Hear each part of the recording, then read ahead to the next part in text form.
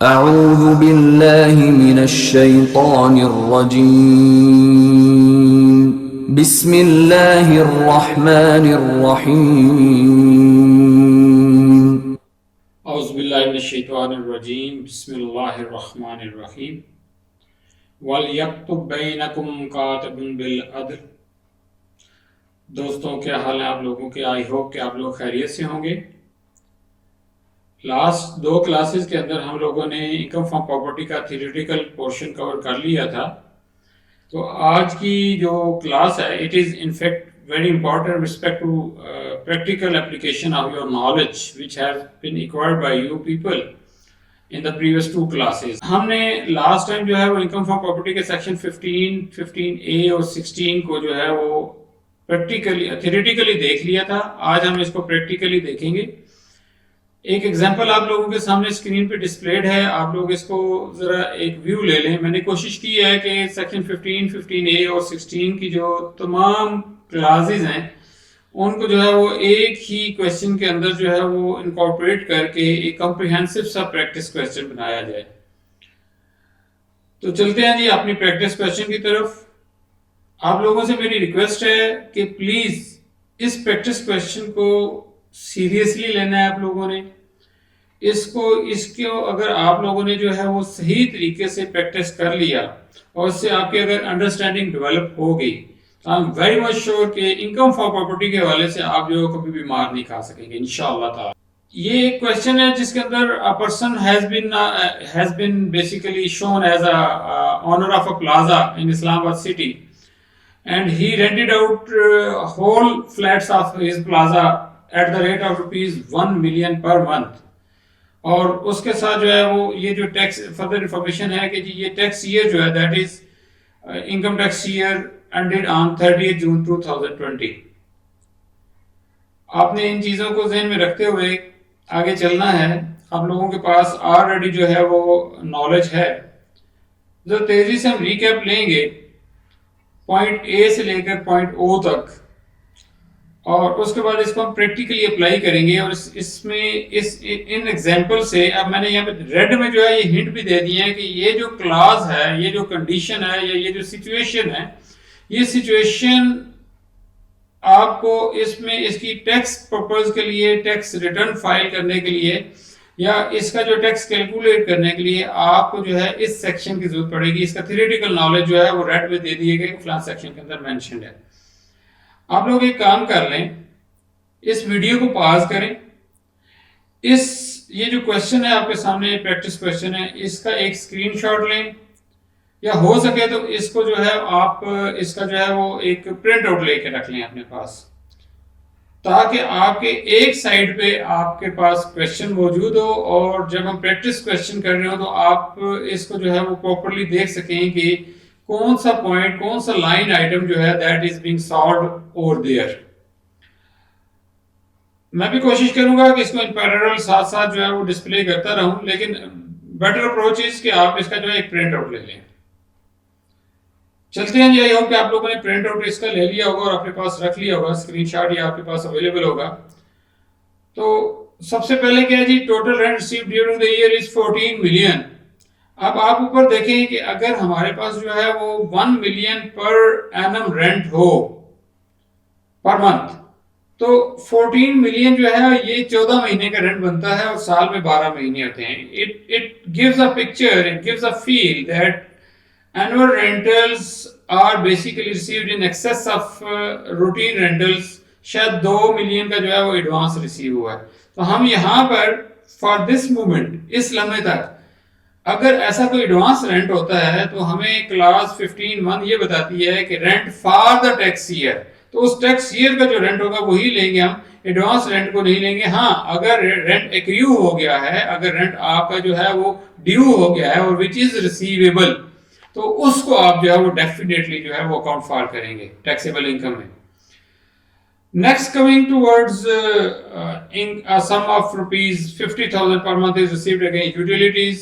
तो यूटिलिटीज़ के हवाले से हमने ये नॉलेज गेन कर लिया है कि यूटिलिटीज़ और इसी तरह की जो सर्विसेज वगैरह है उसकी मद में अगर कोई आपने पेमेंट रिसीव की है टेनेंट से, that is not to be considered as income from property, उसको इनकम फ्रॉम अदर सोर्सेज में लेना है आपने जाके।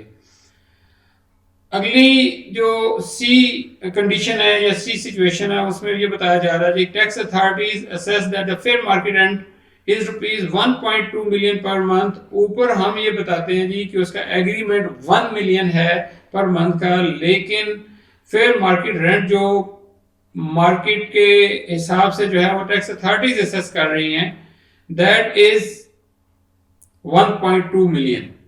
अब यहां पर सेक्शन 15(4) और 5 को अगर इग्नोर कर लिया जाए, 5 जो है वो सैलरी के हवाले से है, 15(4) को अगर देख लें तो 15(4) की अंदर जो है इट इज कैटेगरिकली मेंशन्ड और इट्स क्वाइट क्लियर कि अगर आप लोग जो हैं वो रेंट फेयर मार्केट रेंट से कम रिसीव करते हैं तो then it will be considered that the rent is fair market rent as received and accordingly same will be taxable।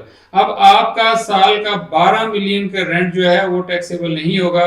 अब सिनेरियो थोड़ा सा चेंज हो जाएगा और आप जो है 1.2 मिलियन इंटू 12 गलबन 144 मिलियन बनेगा। What ever the amount comes in, आपने वो अमाउंट जो है वो टैक्सेबल इनकम के तौर पे लेनी है under the head income from property. Next is sum of ₹3.5 million is spent on annual repairs। हमने ये पढ़ा था कि एनुअल रिपेयर्स का या रिपेयर एंड मेंटेनेंस की मद में सेक्शन 15A(1)(a) ये बताता है, ये गाइड करता है कि आप लोग 1/5 ऑफ द रेंटल जो है वो टैक्सेबल कंसीडर कर सकते हैं। अब यहाँ पर 3.5 मिलियन जो है उसको आपने देख लेना है कि क्या ये 1/5 से कम है या 1/5 से ज्यादा है। फिर 1 लाख रुपया पर एनम जो है वो आप पे कर रहे हैं इंश्योरेंस प्रीमियम की मद में, ये भी एक टैक्सेबल है, डिडक्टेबल या अलाउएबल डिडक्शन है। अब इन चीज़ों का आगे ख्याल रखना है कि किसको अलाउ है किसको नहीं है, हमने ऑलरेडी पढ़ चुके हैं हम इस चीज़ को। फर्दर प्रैक्टिस क्वेश्चन में भी मैंने क्वेश्चन को ऐसे डिज़ाइन किया है कि आपका ये कॉन्सेप्ट फर्दर क्लियर हो जाएगा कि कौन कौन से लोग हैं जिनको ये डिडक्शन अलाउड है और कौन कौन से लोग हैं जिनको ये डिडक्शन एडमिसिबल नहीं है या अलाउएबल नहीं है। Next comes the 1 lakh rupees per annum has been paid as an insurance premium. ये अलाउएबल डिडक्शन है, किन को है वो आगे हम जाके देख लेंगे। फिर मेट्रोपॉलिटन कॉर्पोरेशन इस्लामाबाद जो है they has charge 2 lakh rupees as annual conservancy charges. तो एनुअल कंजर्वेंसी चार्जेस जो है ये भी अलाउएबल डिडक्शन है, सेक्शन मेंशन है। अब थोड़ा सा तेजी से चलेंगे। 5 लाख रुपया जो है that has been paid as AGR, हमने ऑलरेडी एग्जांपल डिस्कस किया, अलाउएबल डिडक्शन में आ जाएगा। एक फ्लैट है जो कि मॉर्गेज हुआ है और उसके ऊपर 5 लाख रुपए का लोन लिया है और 10% जो है पर एनम उसके ऊपर जो है वो इंटरेस्ट है।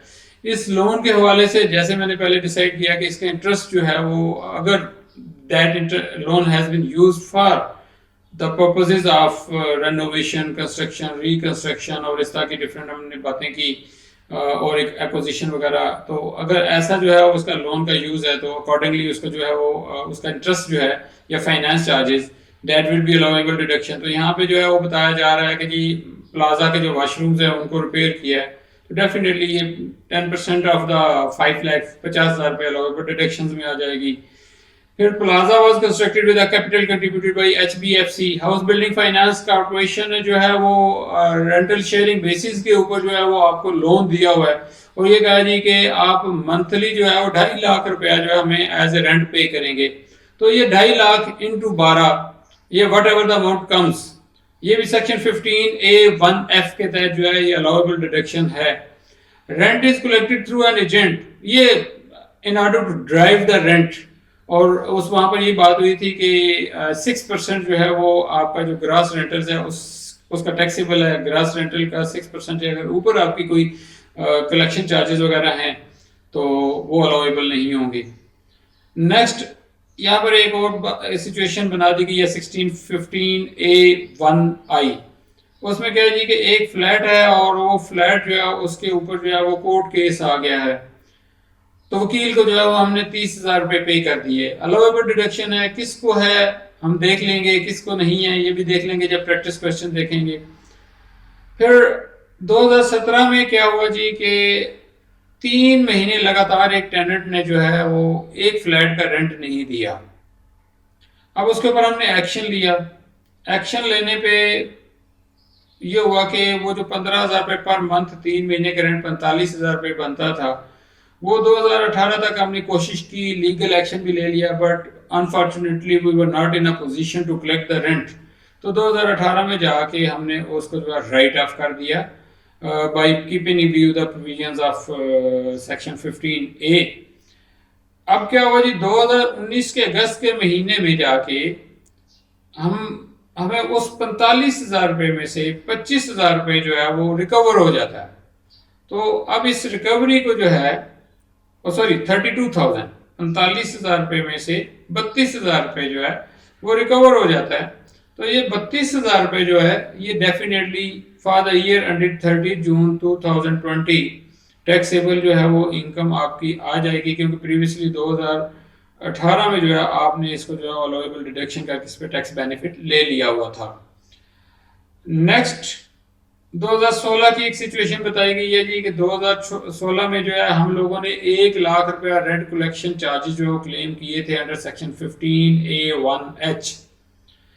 अब वहां पर 15A1H के बाद जो है 15A3 में ये बताया गया था कि 15A1H के तहत अगर आपने कोई डिडक्शन क्लेम की और वो डिडक्शन जो है अगले 36 महीने तक, 3 साल तक, after expiry of the tax year in which it was claimed, आपने वो एक्चुअली नहीं पे की ये कलेक्शन चार्जेस के मद में, तो that deduction will be considered as your income, यानी वो रिवर्ट हो जाएगी, रिवर्स हो जाएगी। तो यहाँ पे देख रहे हैं 2016 ईयर एंडेड 2016 में अगर आप लोगों ने जो है वो उसको एक क्लेम ले लिया हुआ है, बेनिफिट ले लिया हुआ है, 2017 का साल पूरा गुजर गया, 2018 का पूरा गुजर गया, और यहाँ पर बताया जा रहा है कि ईयर एंडेड 30 जून 2019 अभी तक आपने जो है वो 25 उस 1 लाख रुपए में से सिर्फ 25,000 रुपया दिया है, और बाकी 75,000 रुपीज जो है that has not yet been paid. अब ये 75,000 रुपीज जो है ये भी आपकी इनकम फ्रॉम प्रॉपर्टी कंसिडर हो जाएगी under section 15A3। And point में क्या है जी, 1 लाख रुपया पे हुआ है एज ए फाइन। मैंने आपको बताया था कि सेक्शन 21 के अंदर कुछ रिस्ट्रिक्शंस हैं, कुछ कंडीशंस हैं जो कि ऑल दो हैं तो इनकम फ्रॉम बिजनेस की डिडक्शंस, अलाउएबल डिडक्शंस के हवाले से, लेकिन सेक्शन 15A6 कहता है कि 21 के अंदर जो कंडीशंस हैं वो यहाँ पर भी अगर डिडक्शंस को अलाउएबल करना है तो आपने उसको अकॉर्डिंगली जो है वो यहाँ पर इस सेक्शन के अंदर सेक्शन 15A की जो डिडक्शंस हैं इनकम फ्रॉम प्रॉपर्टी की, वहां पर भी वही कंडीशन अप्लाई करनी है। अब वहां पर कुछ कंडीशंस हैं जिसमें मैंने आपको बताया था, हम वहां पे डिटेल में 21 को पढ़ लेंगे। यहाँ पर 2 सिचुएशन ली गई हैं एन और ओ में। एक ये है कि फाइन, किसी किस्म के कोई पेनल्टीज, कोई जुर्माना या इस तरह की कोई चीज, वायलेशन ऑफ लॉ जो है उसके अगेंस्ट अगर आपको कोई पेमेंट होती है तो उस पर टैक्स रिबेट नहीं मिलती, उसके ऊपर अलाउएबल वो डिडक्शन अलाउएबल नहीं है, क्योंकि आपने गलती की, उस गलती के ऊपर आपको इनाम नहीं मिलता बल्कि सजा मिलती है। तो यहाँ पर भी आपको एक तरह से सजा मिल रही है कि वो 1 लाख रुपया जो है वो आपका खर्चा जरूर हुआ है, कैश आउटले जरूर हुआ है, but that is not to be considered as allowable deduction being the reason कि इट इज फाइन। फिर आगे इसी तरह मैंने आपको बताया था कि अगर 50,000 रुपये से ऊपर किसी एक हेड में अमाउंट आ रही है और वो आपने जो है वो थ्रू क्रॉस चेक पेमेंट करनी है, तो यहाँ पर अगर आप जो है वो किसी बंदे से वाइट वॉश करवा रहे हैं मिस्टर वकास साहब से और उसको कैश में पे कर रहे हैं, तो ये 60,000 रुपया जो है ये भी अलाउएबल डिडक्शन नहीं होगी। अच्छा, अब ये तो सिचुएशंस है, मतलब ए से लेकर ओ तक मैंने इसमें कोशिश की है कि सारे सेक्शन की क्लासेस जो है 15A और 16 कवर हो जाए। अब इसके बाद जो है फर्दर हमने क्या किया जी, यहाँ पर एक और चीज रह गई है पी में। Rent agreement was signed with effect from 1 July 2012 requiring to pay ₹6 million as a security deposit. हम लोगों ने 16 सब सेक्शन 2 में क्या पढ़ा था कि अगर security deposit which is non adjustable amount against the rent, तो उसको जो है हम लोग क्या करते हैं, उसको in the year of receipt plus in the following 9 years जो है इक्वली या प्रोपोर्शनेटली डिवाइड कर लेंगे। तो यहाँ पर भी वही होगा और उसको एज ए इनकम ट्रीट करेंगे, इनकम फ्रॉम प्रॉपर्टी। 6 मिलियन को हम 10 पे डिवाइड कर लेंगे, ये बन जाएगा 6 लाख रुपए। ये 6 लाख रुपए जो है ये आपका 2012 से लेकर 2021 तक 10 साल बन जाते हैं।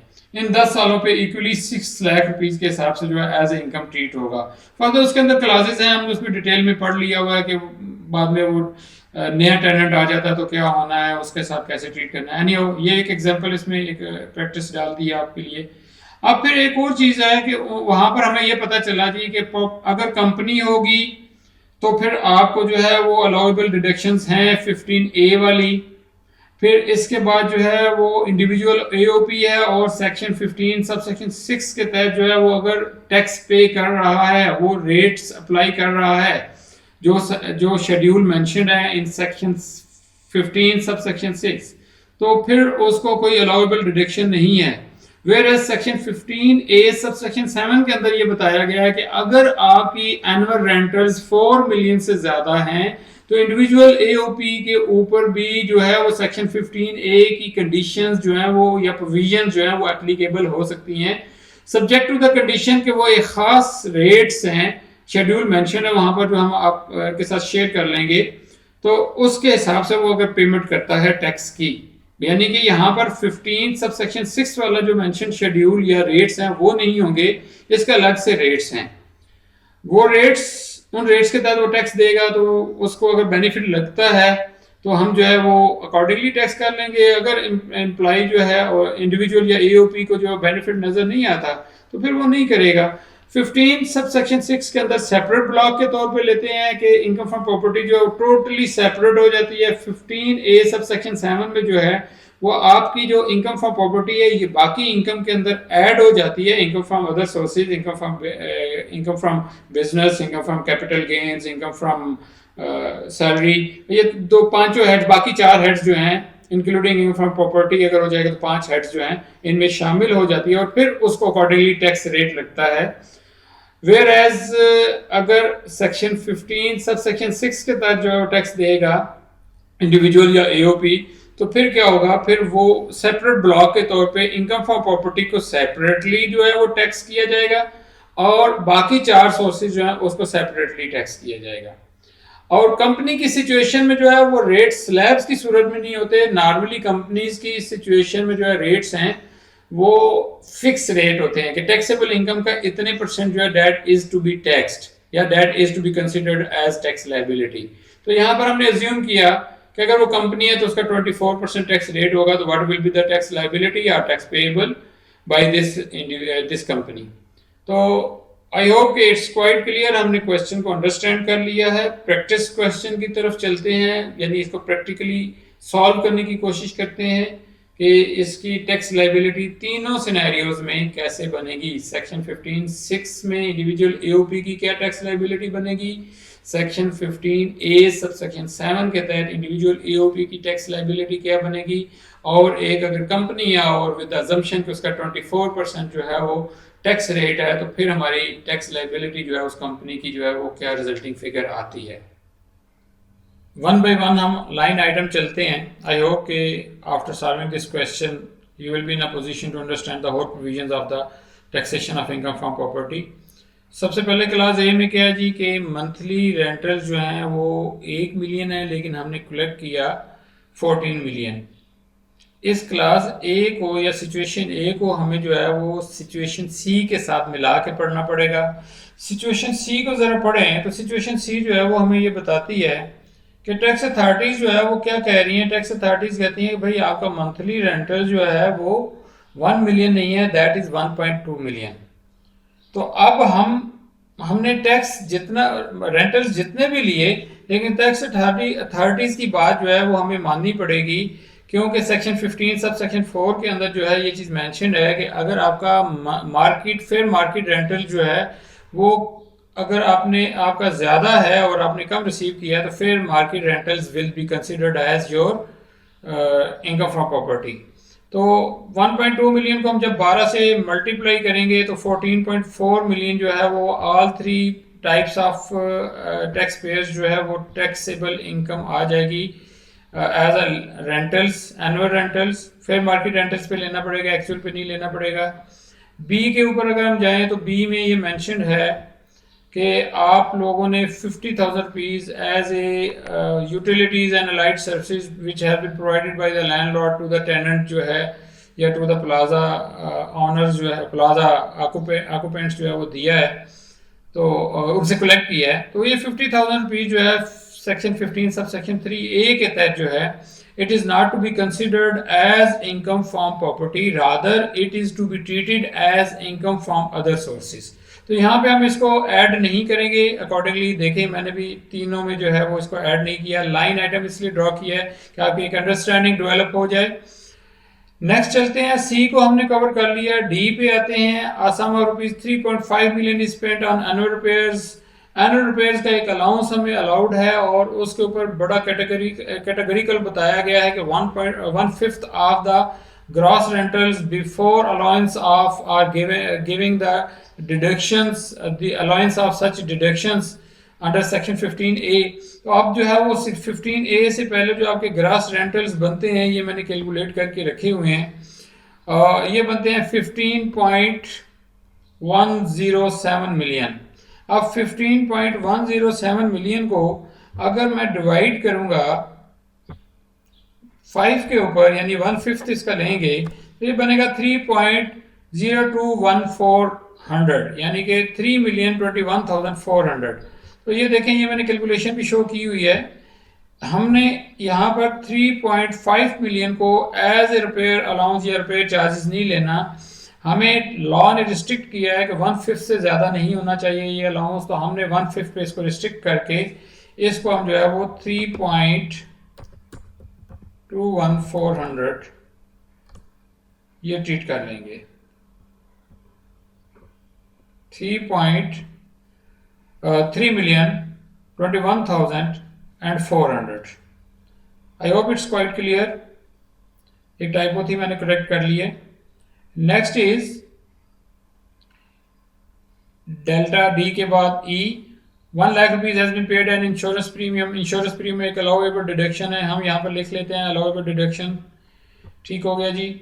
इसके बाद जो है वो मेट्रोपॉलिटन कॉरपोरेशन इस्लामाबाद ने जो है वो 2 लाख रुपए एनुअल कंजर्वेंसी चार्जेस जो है वो कलेक्ट किए हैं, उनको हमने पे किया है 2 लाख रुपए। तो जिस तरह हमने बताया था 15A1C के अंदर जो है कि लोकल अथॉरिटीज़ को कोई चार्जेस, ड्यूटी, सेस या इस तरह की पेमेंट्स होती हैं तो वो अलाउएबल डिडक्शन होती है, वो एनुअल हमने 2 लाख रुपया दे दिया।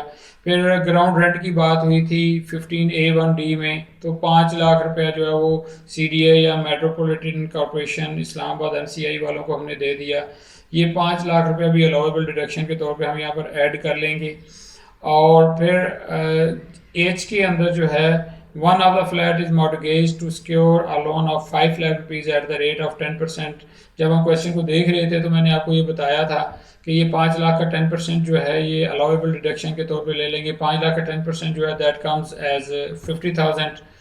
फिर नेक्स्ट चलते हैं जी। Plaza was constructed with the capital contributed by HBFC। House building finance corporation ने जो है वो प्लाजा जो है वो कंस्ट्रक्ट किया है, तो उसमें फाइनेंस किया था जब प्लाजा कंस्ट्रक्ट हुआ था। तो साथ एक एग्रीमेंट या एक मतलब जो है वो टर्म्स थी उनके लोन की या फाइनेंसिंग की कि आप लोग जो है वो आप जो रेंटल रिसीव करेंगे उसमें अपने हमें भी एक रेंटल्स हमारा भी कंट्रीब्यूशन या शेयर होगा। वो एग्रीड शेयर जो है वो 2,50,000 रुपीज़ पर मंथ है। अब 2,50,000 रुपये इंटू 12 करेंगे हम, तो ये 3 मिलियन रुपीज़ जो है ये आ जाएगा। जे के अंदर क्या है जी कि rent is collected through an agent. हमने रेंट कलेक्शन के लिए चार्जेस पे किए। रेंट कलेक्शन के लिए अगर चार्जेस पे होते हैं तो उसके ऊपर एक रिस्ट्रिक्शन है कि 6% of the taxable rent before such deduction जो है उससे ज़्यादा नहीं होनी चाहिए। अपेरेंटली हमारा जो टैक्सेबल रेंट है वो 15 मिलियन है, तो 15 मिलियन से 2 लाख रुपए एक क्वाइट क्लियर कि बहुत कम है, तो ये अलाउेबल डिडक्शन हो गई। फिर इसके बाद next is one of the flat is subject to litigation. हमारा एक फ्लैट है, उसके अंदर जो है कोई लिटिगेशन आ गई, तो लॉयर की फ़ी जो है ये भी एक अलाउेबल डिडक्शन है, हमने डिस्कस किया 15A1I के तहत। Next, in the tax year 2017 tenant of flat didn't paid the rent for 3 consecutive months. ये लीगल एक्शन लिया था, एक बैड डेट हो गया था। बैड डेट को हमने 2017 में उसने बेसिकली रेंट पे नहीं किया, 2018 तक हमने एफर्ट की, उससे हमने जो रेंट लेना था 15,000 रुपये पर मंथ के हिसाब से लेना था। 3 महीने का रेंट उसने नहीं पे किया। टोटल उसने जो पे करना था वो 45,000 था। 15,000 पर मंथ फॉर 3 मंथ्स 45,000। अब हमने उसके ऊपर जब एफर्ट की और लीगल केस किया, डिसाइड यही हुआ कि जी उससे पैसे नहीं मिलने, तो 2018 में हमने जो है उसको एज ए इनरिकवेबल रेंट कंसिडर किया और टैक्स लॉज की प्रोविजंस को मद्देनजर रखते हुए उसको अलाउेबल डिडक्शन किया था। यहाँ पर अब हम क्या कर रहे हैं जी, 2019 अगस्त के महीने में जो है वो हमने अपनी एफर्ट को जो है इनफेक्ट छोड़ा नहीं था, कंटिन्यू रखा था, तो हमें उस 45,000 रुपये में से 32,000 रुपये जो है वो रिकवर हो जाते हैं। अब ये जो 32,000 रिकवर होते हैं ये अंडर सेक्शन 15A2 ये जो है ये हमारी एक income from property he consider होगी। और यहाँ पर ये देख लें, मैंने ये हाईलाइट कर रहा हूँ, ये इनकम फ्रॉम प्रॉपर्टी जो है वो हम लोगों ने इसको अकॉर्डिंगली ट्रीट कर लिया है। 32,000 for each category of person या टैक्स पेयर्स। ये 32,000 भी ऐड हो गया। Next is M. During the tax year ended 30 June 2016, a sum of rupees 1 lakh was claimed as an expense payable under the head rent collection charges. Section 15A1H के तहत जो है वो 6% ceiling के साथ जो है वो हम लोगों ने बड़ा डिटेल में डिस्कस किया जी। रेंट कलेक्शन चार्जेस जो है if they are paid wholly and exclusively for the purpose of collection of rent in order to drive the rent, drive का वर्ड वहाँ पे यूज हुआ है, तो वो अलाउेबल डिडक्शन थी। लेकिन आगे जाके ये बताया कि अगर आपने अगले 3 सालों तक 36 महीनों तक उसको पे नहीं किया तो वो जो है वो आपकी जो है वो रिवर्ट हो जाएगी और एड बैक हो जाएगी टूवर्ड्स द इनकम। पहले आपने उसके ऊपर टैक्स बेनिफिट ले लिया अगर, तो आप उसको जो है वो टैक्स उसके ऊपर पे करेंगे। तो यहाँ पर क्या था जी, 1 लाख रुपया जो है वो उस साल में जो है वो 2016 में जो है वो उन्होंने क्लेम किया था as allowable deduction under the head of rent collection charges. 2016 से 2017 पूरा गुजर गया, 18 पूरा गुजर गया, 19 का साल पूरा गुजर गया। 30 जून 2019 तक आप लोगों ने उस 1 लाख रुपए में से सिर्फ 25,000 रुपया पे किया है। अब ये जो 75,000 रुपया 75,000 आपने पे नहीं किया, same amount will also be treated as income from property under section 15A sub section 2। तो इस 75,000 रुपये को ये आपके सामने मैं हाईलाइट कर रहा हूँ जी, मैंने ऐड कर लिया towards income from property. Next comes N में क्या है जी, 1 लाख रुपया जो है that is been paid as a violation charges.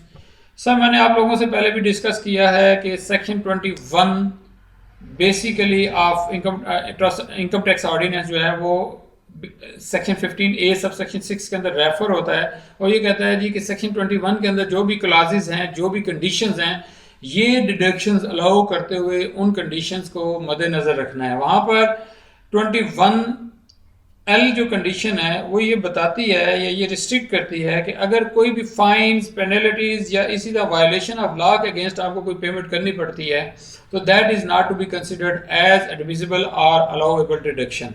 तो यहाँ पर 1 लाख रुपया अगर MCI को उन्होंने जो है वो फाइन दिया है तो दिस फाइन अलाउएबल डिडक्शन नहीं ट्रीट होगी, this fine will not be considered as allowable deduction और इसका कोई बेनिफिट जो है वो टैक्स पेयर को नहीं दिया जाएगा। अकॉर्डिंगली आप देख लें, मैंने मेंशन तो किया है for the sake of your guidance, लेकिन आगे अमाउंट जो है वो नील या जीरो मैंने मेंशन की है बिकॉज ऑफ द रीजंस के this amount is not allowable being paid against the violation of law of land। कोई भी लॉ ऑफ लैंड को वायोलेट करते हुए अगर आपको कोई जुर्माना, फाइन या किसी किस्म की पेनल्टी वगैरह पड़ती है तो वो अलाउएबल डिडक्शन के तौर पे ट्रीट नहीं होती। Then comes towards the rupees 60,000 was paid in cash. 21I जो है वो ये कहता है कि भाई अगर आप लोग कैश की सूरत में 50,000 रुपये से ज़्यादा अमाउंट है किसी एक हेड ऑफ अकाउंट में वो पे करते हो तो वो भी जो है आपकी अलाउएबल डिडक्शन नहीं होगी, क्योंकि उसका ट्रैक रिकॉर्ड नहीं होता, उसको हम ट्रैक नहीं कर सकते, टैक्स अथॉरिटीज ट्रैक नहीं कर सकती। तो ये भी आपने जो 60,000 रुपया दिया, आपने वाइट वॉश करवाया, भले आपका खर्चा हो, भले आपका कैश आउटले हो, लेकिन टैक्स अथॉरिटी इसको नहीं मानती बिकॉज ऑफ द रीज़न कि आपने इसको कैश में पे किया, आपने बैंकिंग चैनल को यूज़ नहीं किया। लास्ट पॉइंट इसमें क्या कहता है जी कि रेंट एग्रीमेंट 1 जुलाई 2012 को साइन हुआ था। आज हम ये रिटर्न बना रहे हैं for the tax year ended on 30 जून 2020। वहां पर हमने 6 मिलियन सिक्योरिटी डिपॉजिट लिया था अपने टेनेंट से, लैंडलॉर्ड ने 6 मिलियन लिया था। सेक्शन 16 सब सेक्शन 2 हमें ये कहता है या ये गाइड करता है कि अगर आप किसी से जो है वो सिक्योरिटी डिपॉजिट के तौर पे पैसे कलेक्ट करते हैं तो उस सिक्योरिटी डिपॉजिट को आप लोगों ने 10 सालों पे डिवाइड करना है, प्रोपोर्शनेटली हर साल बतौर इनकम लेना है, इनकम फ्रॉम प्रॉपर्टी। तो यहाँ पर हमने भी वैसे किया, ये आपके सामने है। 6 million divided by 10 years 6 lakh रुपया पर एनम के हिसाब से। यहाँ पर अब हमारी फिगर्स पुट हो गई हैं। अगर इस पोर्शन को आप देखें, ये पोर्शन जो है ये आपको income from property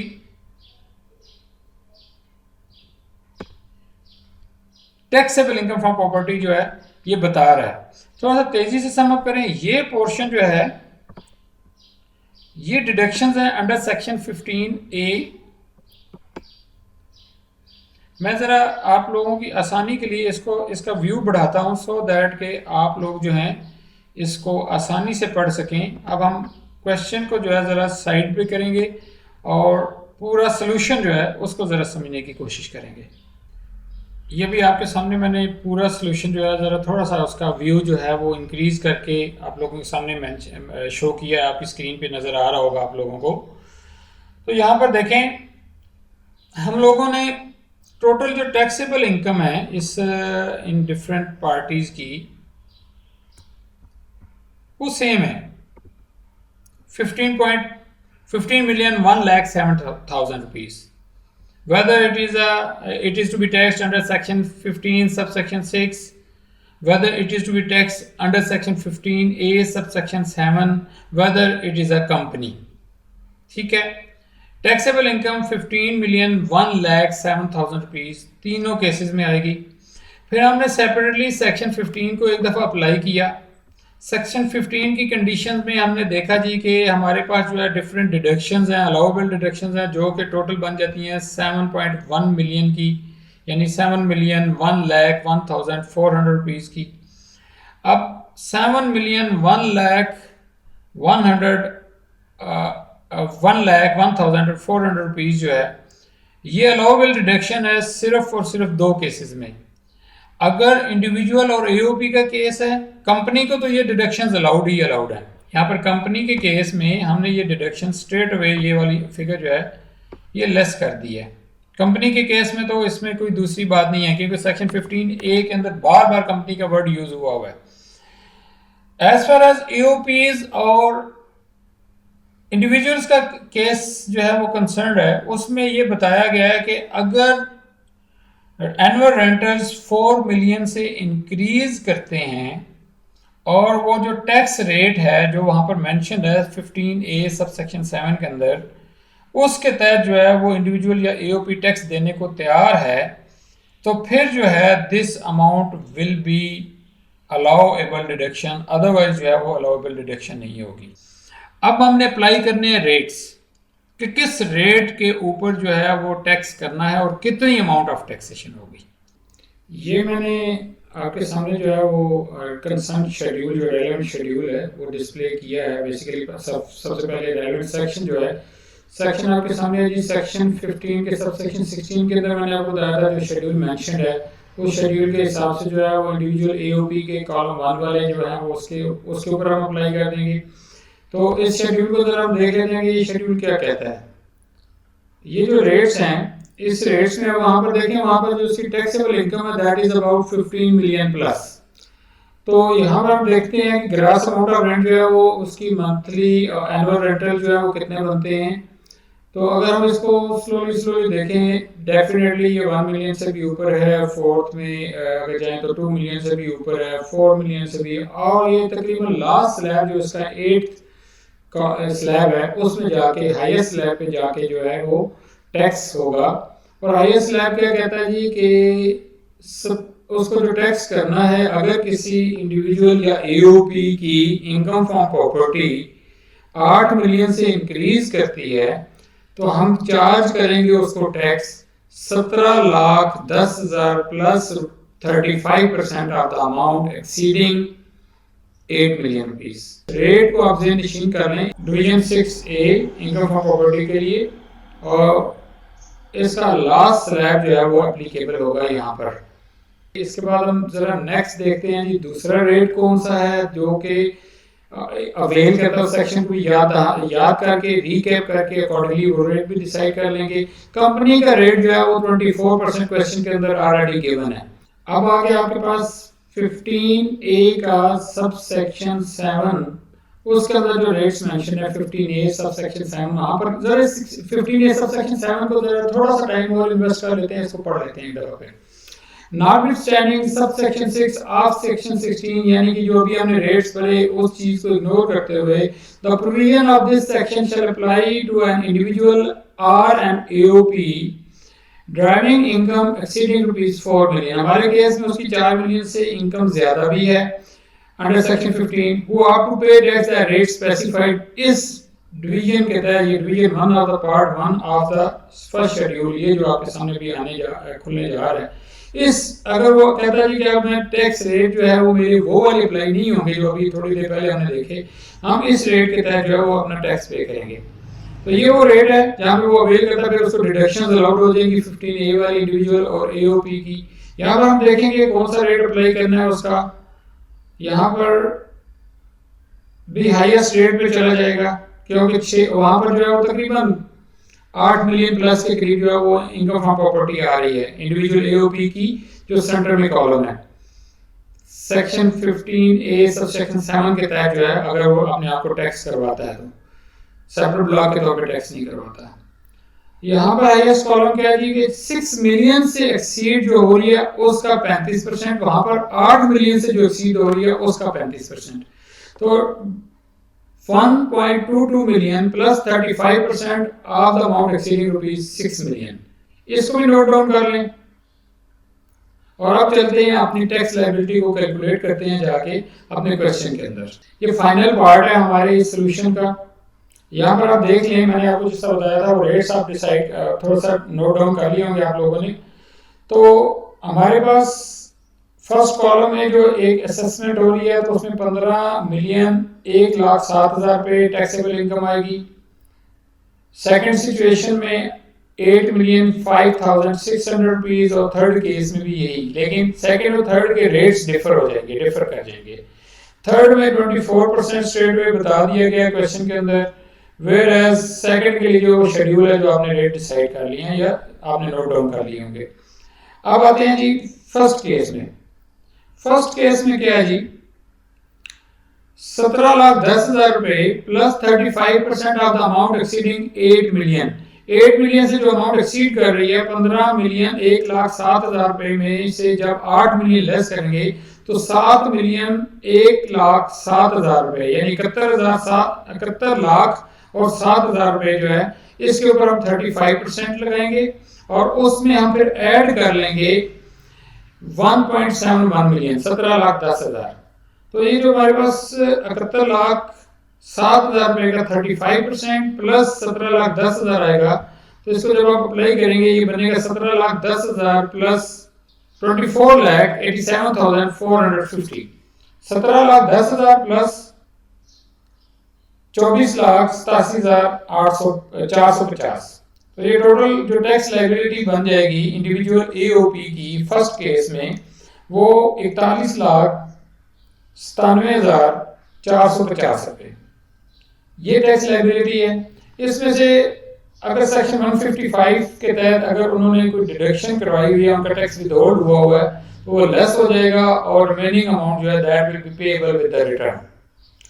second case में देखते हैं। सेकंड केस में जो रेट अप्लाई होंगे वो क्या थे, 12,20,000 प्लस अमाउंट एक्सीडिंग 6 मिलियन जो था उसका 35%। अमाउंट एक्सीडिंग 6 मिलियन यहाँ पर बन रही है 2,05,600 रुपए, यानी 20,05,600 रुपए का 35% लेंगे और उसमें 12,20,000 रुपए ऐड कर देंगे। 12,20,000 जब ऐड हो जाएगा तो उसकी टैक्स लायबिलिटी बन जाएगी 19,21,960 रुपए, 1,09,21,960 रुपीज। ये सेकंड केस में हमारी टैक्स लायबिलिटी है। और थर्ड केस में स्ट्रेट हमने कुछ भी नहीं करना, जो उसकी टैक्स लायबिलिटी आ रही है कंपनी की उसके ऊपर 24% लगा देना है। तो 8,05,600 के ऊपर 24% जब लेंगे तो टैक्स लायबिलिटी जो है ये आपके सामने कैलकुलेटेड है, it will become 1,09,21,344। I hope it's quite clear.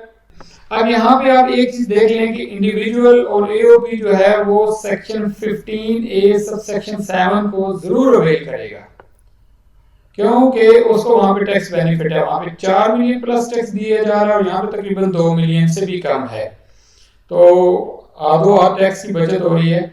तो इंडिविजुअल और एओपी को जो है वो सेक्शन 15A सब सेक्शन 7 की ऑप्शन को अवेल करेगा और रिकमेंडेड भी यही है कि उसको अवेल करना चाहिए। आई होप के इन दिस वे आप लोगों को इनकम फ्रॉम प्रॉपर्टी की टैक्सेशन जो है वो बिल्कुल क्लियर हो गई होगी। एक चीज जो मैंने आपको भी बताई थी कि सेक्शन 155 के अंदर विथहोल्डिंग टैक्सेस होते हैं। रेंट जो होता है जब पे हो रहा होता है तो टैक्स लॉ जो है वो टैक्स पेयर को भी बाउंड करता है कि भाई उसका टैक्स, उसको रेंटल इनकम, उसका जो चेक है उसको पेमेंट करने से पहले आपने लैंडलॉर्ड को उसमें से जो है आपने एक खास रेट के ऊपर टैक्स काटना है जिसको विथहोल्डिंग टैक्स बोलते हैं। वो इसमें से लेस करके रिमेनिंग अमाउंट जो है वो टैक्स नेट टैक्स लायबिलिटी बन जाती है, इंडिविजुअल की हो, एओपी की हो या कंपनी की हो। तो यहाँ पे हम साइन ऑफ करते हैं जी। बहुत शुक्रिया आप लोगों ने मुझे बर्दाश्त किया for so much time and so nice of you. अल्लाह पाक ब्लेस यू। अस्सलाम वालेकुम व रहमतुल्लाहि व बरकातहू। फी अमान अल्लाह।